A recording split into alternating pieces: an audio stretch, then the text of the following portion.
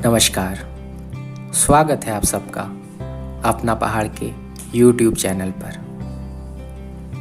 किस्से कहानियाँ सुनना किसे पसंद नहीं, इसीलिए उत्तराखंड की एक लोक कथा को आज हम आपके बीच लेकर आए हैं।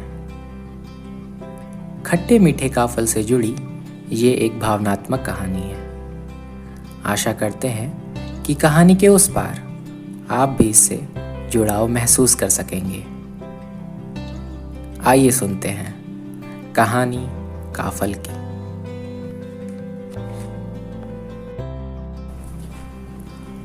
उत्तराखंड के एक गांव में एक औरत और उसकी 6-7 वर्ष की बेटी रहते थे।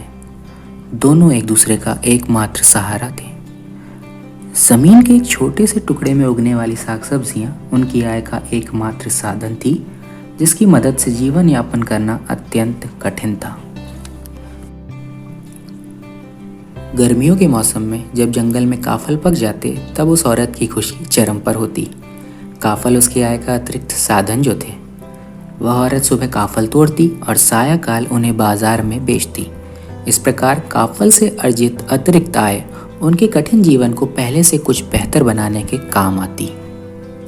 एक दिन जब वो औरत सुबह के समय काफल तोड़कर घर लाई, तो बेटी का मन उन रसीले काफलों की ओर आकर्षित हुआ। बेटी ने माँ से काफल खाने की इच्छा जाहिर की। माँ ने बेटी को समझाते हुए कहा कि ये काफल शाम को बाजार में बेचने के लिए हैं। अभी वो खेत में घास काटने जा रही है और वापस लौटने पर उसको काफल खाने को देगी। जब तक वो खेत से वापस नहीं आती, तब तक काफल की देखभाल की जिम्मेदारी उसकी है। ऐसा कहते हुए उसने काफल की टोकरी आंगन में एक ओर रख दी और खेत की ओर चली गई। छोटी बच्ची का पूरा ध्यान अब उन रसदार लाल काले काफल से भरी टोकरी पर था। खाने की तीव्र इच्छा भी हो रही थी, पर उसे अपनी माँ के वापस आने तक इंतजार करना था। माँ का इंतजार करते करते बच्ची कब सो गई, कुछ पता ही नहीं चला। कड़ी दोपहर में माँ खेत से घर लौटी। उसने काफल की टोकरी देखी तो उसमें 1/3 काफल कम थे।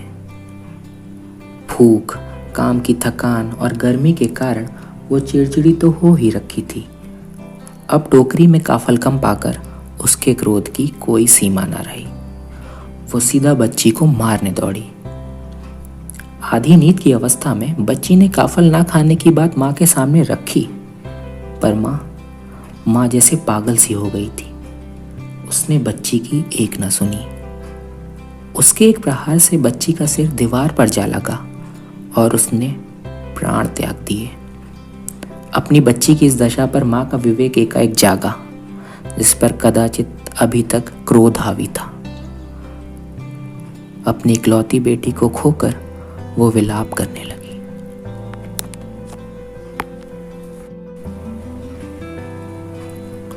उधर सूरज ढल गया और शाम के समय ठंडी हवा चलने लगी। पहाड़ों में तो मौसम सुबह शाम ठंडा ही होता है। इधर माँ अभी भी अपनी बेटी के शव को सीने से लगाए रो रही थी। जिस काफल के पकने पे वो सबसे ज़्यादा खुश होती थी, अब कदाचित वो उसी काफल से सबसे ज़्यादा नफरत करने लगी थी। उसने शोकाकुल होकर काफल की टोकरी को गिराने के लिए जैसे ही हाथ बढ़ाया, उसे बिजली का झटका सा लगा। उसे यकीन नहीं हो रहा था कि वो क्या देख रही है। काफल की टोकरी काफल से भरी थी। वास्तव में काफल के फल में पानी की मात्रा अधिक होती है और इसी कारण कड़ी धूप में वो सिकुड़ से जाते हैं। परंतु धूप का प्रभाव कम होने और ठंडी हवा के कारण वे वापस अपने भरे पूरे रूप में आ जाते हैं। यही कारण था कि दोपहर के धूप के प्रभाव में माँ को टोकरी में काफल कम लग रहे थे और अब शाम को ठंड के प्रभाव के कारण टोकरी काफल से वापस भर चुकी थी। अब माँ को अपनी गलती तो समझ आ चुकी थी, पर पश्चाताप के अलावा और कोई भी विकल्प शेष नहीं था। उस अभागी माँ के पास अपनी बेटी के जाने के बाद अब जीने की कोई वजह नहीं बची थी और उसको अपने किए की माफ़ी भी तो अपनी बेटी से मांगनी थी। उसने ग्लानिवश उसी क्षण अपने प्राण त्याग दिए। लोक मान्यता के अनुसार वे दोनों माँ बेटी अगले जन्म में पक्षी बन गए और तब से जब भी पहाड़ों में काफल पकते हैं तो एक पक्षी बड़े करुण भाव से गाता है, काफल पाको मैल नहीं चाखो। काफल पक गए हैं पर मैंने नहीं चखे हैं। और तभी दूसरा पक्षी चीत्कार कर उठता है, पुर पुतई पूर पूर। पूरे हैं बेटी, पूरे हैं।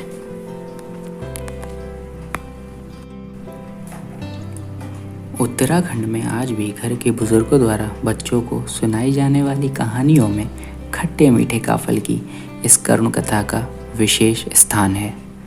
यह कहानी एक ओर जहाँ देवभूमि की गोद में जन्मे काफल के चिर स्थायी होने को प्रमाणित करती है, वहीं दूसरी ओर यह भी दर्शाती है कि उत्तराखंड प्राकृतिक संसाधनों से परिपूर्ण है और यहाँ के स्थानीय निवासियों के लिए स्वरोजगार के कई अवसर लिए बैठा है।